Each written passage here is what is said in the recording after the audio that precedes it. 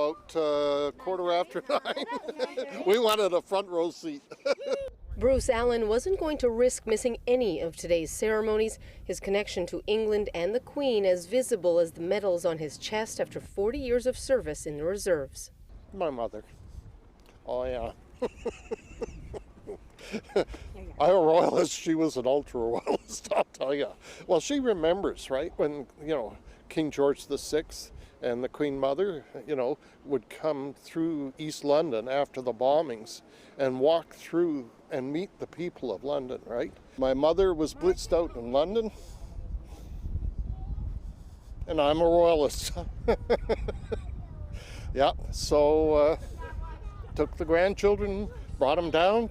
It's history, right? It's history being made today. Many others drawn by their own special connections. In advance of the coronation, of course, my brother and I went from door to door selling the special edition, and so it was a worthwhile activity.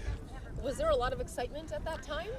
Oh yes, people really wanted that special edition of the newspaper. The morning ceremonies began with a procession from the legislature, including the Lieutenant Governor and Premier, with members of the Naden Band of the Royal Canadian Navy and a 100-person honor guard made up of members of the Maritime Forces Pacific, before arriving at the Christchurch Cathedral for a multi-faith service. The Premier also sharing his memories of Her Majesty.